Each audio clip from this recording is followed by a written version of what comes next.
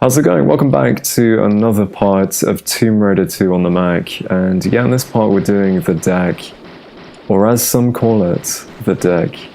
I completely stole that from Action Turnip, but yeah, I'm actually gonna be trying something a little bit new in this part, because I thought that, I'm pretty much about halfway through the game at this point, and I've talked quite a lot about the game, so I thought I would try something new gameplay-wise. And what I'm going to be doing is I'm going to be trying to... I don't know if I'm going to do it in the levels after this, I probably will. But at least for this part, I'm going to be going through doing nomads, and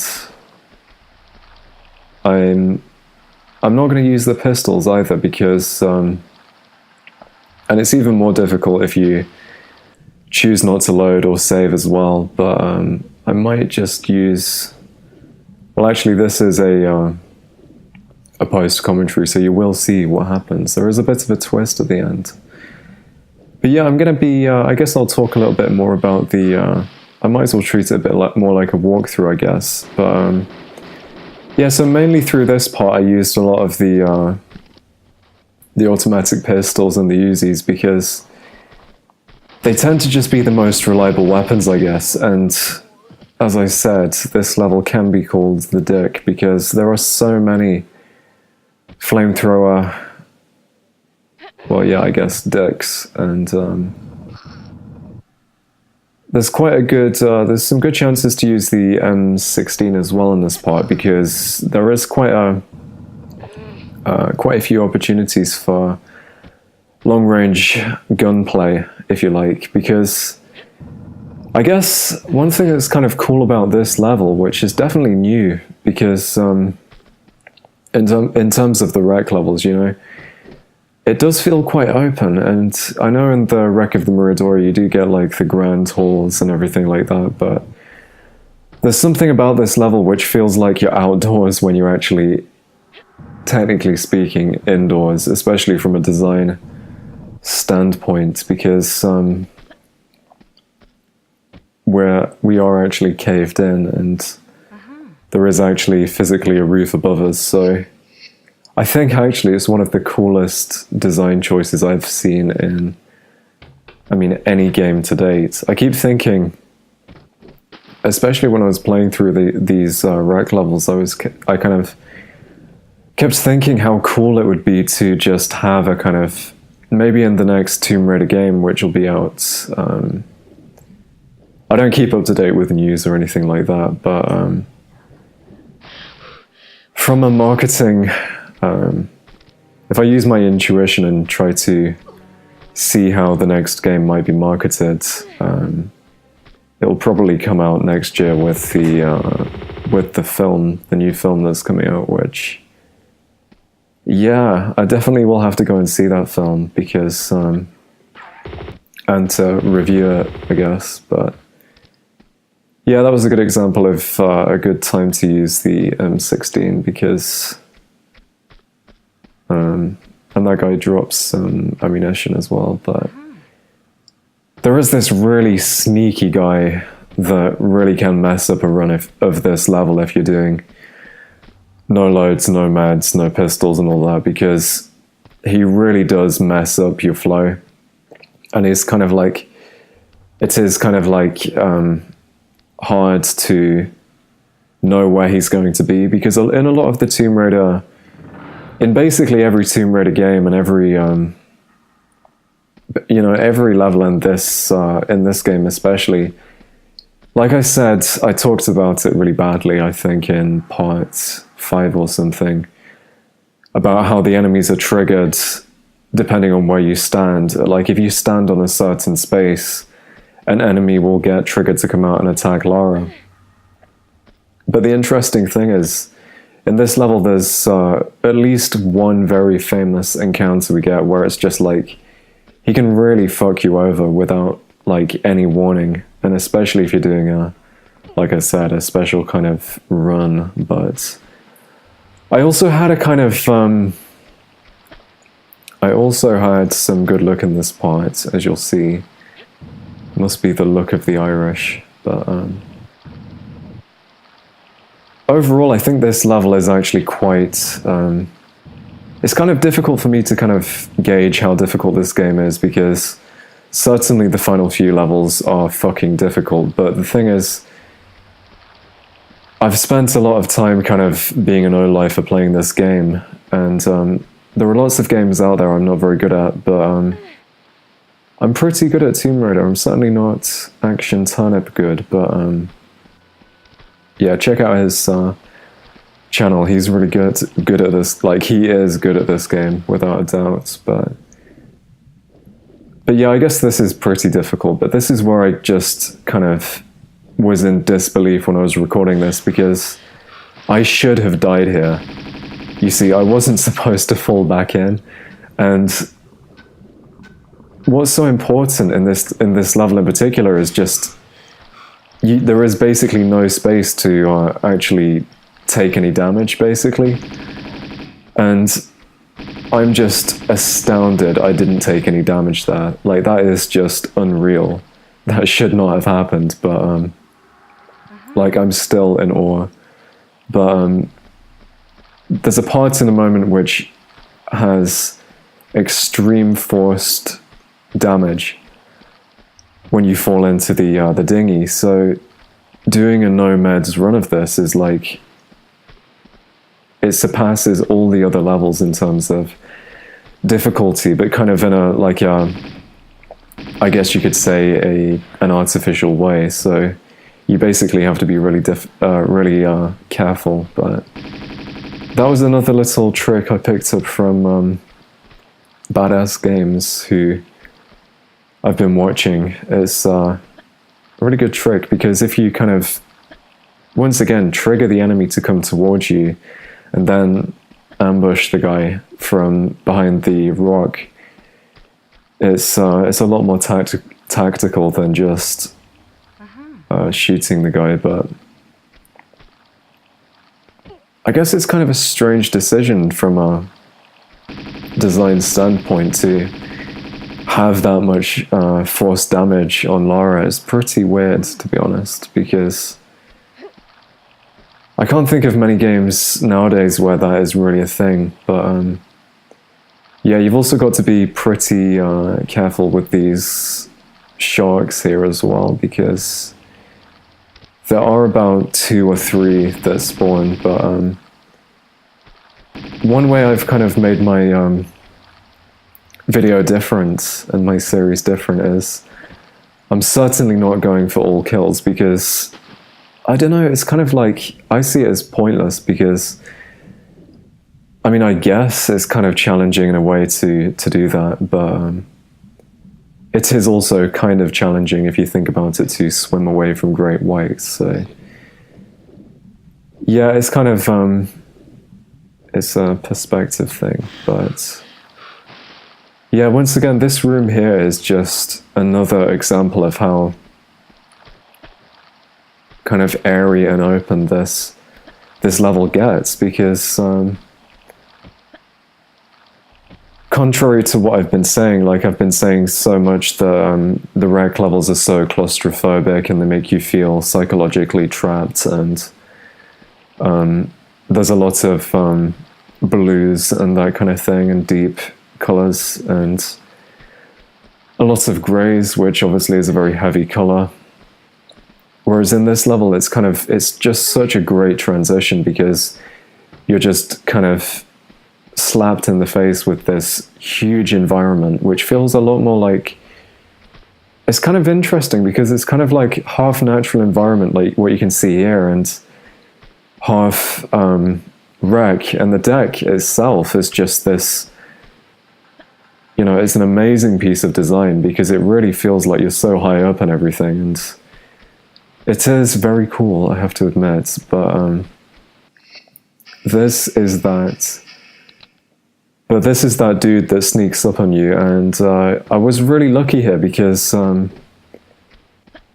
yeah, like, he's so far away on this particular run, and he wasn't even facing me, so I just decided to blow him up with the trusty grenade launcher, which we actually get a lot of ammo for that in this level, which is great because, and that's both in secrets and pickups, because which is great because it's just so much fun. But yeah, but he, I think in the attempt, I think this took me about 3 attempts, so this is the 3rd attempt. 3rd time lucky, as they say. And the attempt before this, I was doing great. I even did kind of better with the harpoon guys and the sharks and everything, because I didn't fall back into the water, but then he gunned me down, so... This is another awesome technique which I learned from Badass Games, where you basically take no damage. So you run into the right side of the pool and get out, roll, jump to the left, and then you can gun down the flamethrower guy and also ambush this diver here and then take a little dip. But yeah, we get the golden secrets here, which is another example, I guess, of, I guess technically speaking, that is, you know, once again, we don't get the gold one last. It's just kind of, a lot of people tend to associate the golden one with the final secret. I certainly did, but interestingly enough, we actually get the next secret here, but what you want to do is just completely ignore it. And on my 1st or 2nd attempt, the thing is, I was kind of, I know how to do the level and everything, but I did watch Badass Games walkthrough and a few others, and they all say, yeah, just ignore the secret at this point. And me being a douche, I ignored that advice, and yeah, I didn't even kind of think to myself that I'd have to go all the way back round. And that is kind of similar to what happened the first time I played through this level, which took me over an hour. It was one of the it was definitely one of the most intriguing levels. I really enjoyed this level, and but yeah, I did find this level very interesting the first time I played it, and I had a kind of... I don't think I got stuck at any point. I mean, the part towards the end with the doors is kind of... I don't know, I guess this point here is probably the...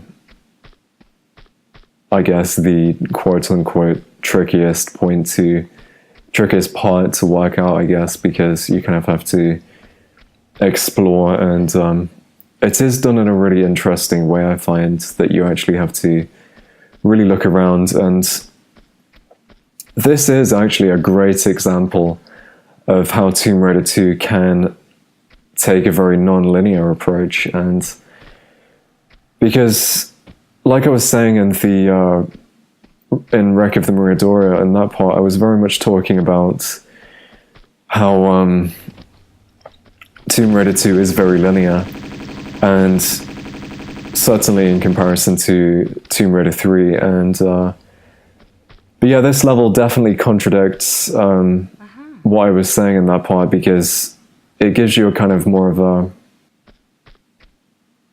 You're given an area to explore, and you have to kind of work out how to eventually find the seraph, and it does feel a lot more like it. I mean, I guess it is a sandbox style or design, and this part up here, I guess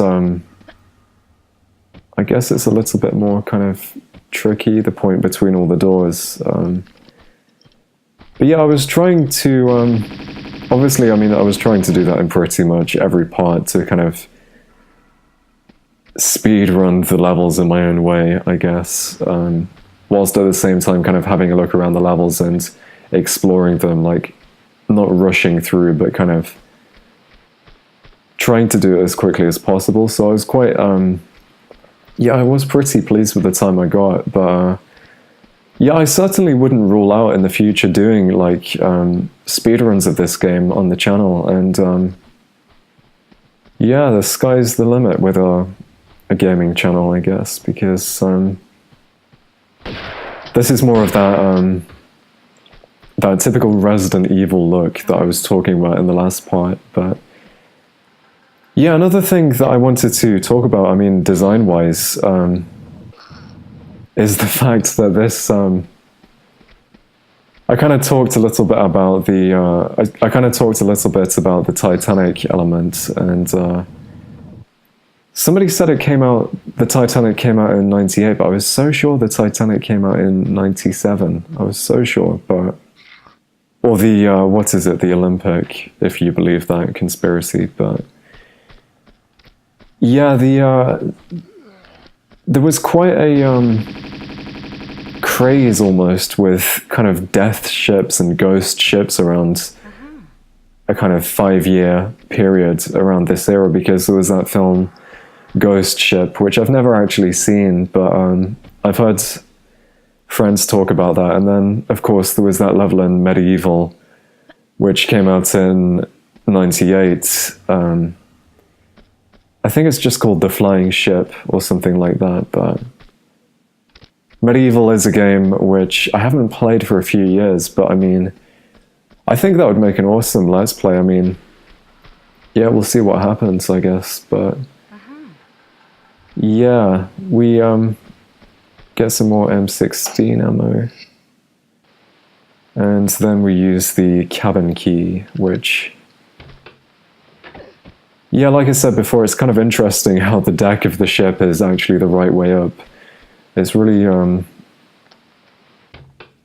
yeah, I mean, I kind of, before I get to each different sectional arc of each part in Tomb Raider 2, I keep on kind of like being negative about the next part, thinking, oh yeah, I'm dreading the Tibetan foothills or the Barkang Monastery or even the wreck. But then, I mean, I've thoroughly enjoyed the wreck levels. Like, they're so good. And I was about to say I'm kind of, I think it'll be kind of sad to leave the wreck, but yeah, we get the Tibetan foothills next, and yeah, at this point we're just climbing towards the top of the ship, and yeah, the twist is coming, unfortunately, but I guess it made it kind of more interesting. But yeah, the Tibetan foothills, they kind of, that is one level in Tomb Raider 2 that definitely gives me a Tomb Raider 3 vibe because of the natural environments and everything like that. But okay, if I go into walkthrough mode here for a brief second, because there is a very important integral part to remember here if you're doing a no medpack, save, load, run, whatever. Basically, you know, just a no medpack run. Don't do this.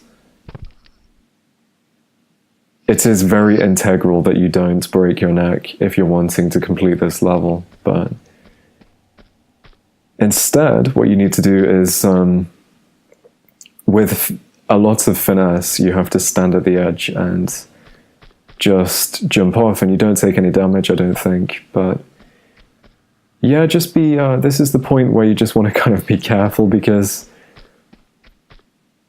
we've done the level basically. We've just got to descend into the lower section, and falling into the pool there is definitely the best option. But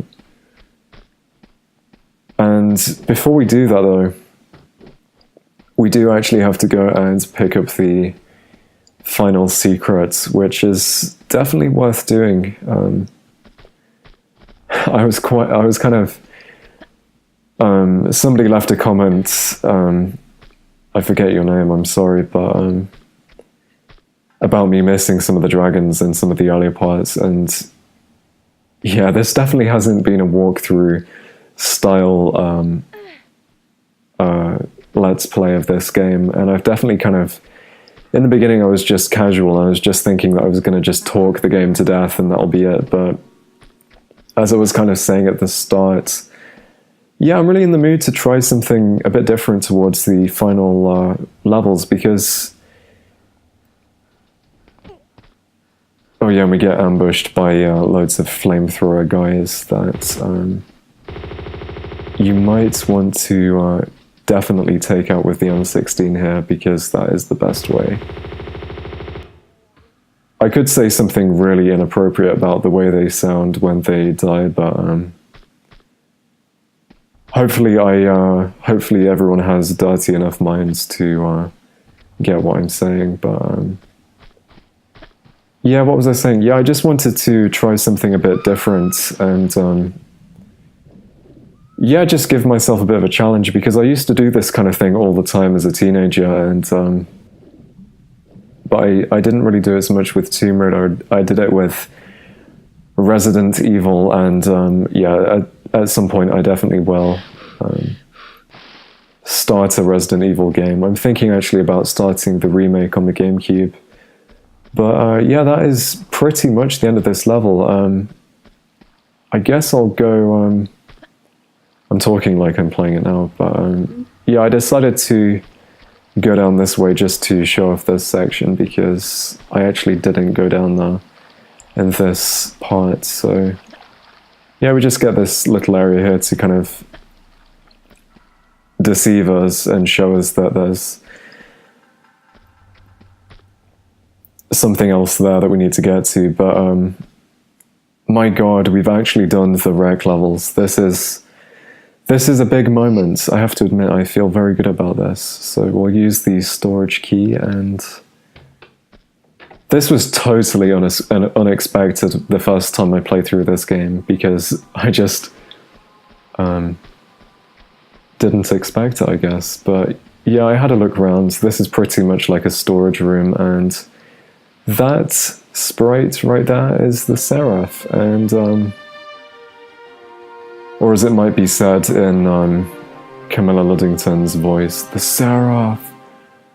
That really wasn't funny, but 21 minutes and 57 seconds. I'm very proud of that, and 0 med packs, which is a start. But yeah, that was the deck, and yeah, I don't really have a lot else to say. I really enjoyed that level. I've really enjoyed the wreck levels, and in the next part we get the Tibetan foothills, and we actually get a cutscene, an FMV from the 90s, but I'll save that for the start of the next part. So yeah, until next time, goodbye.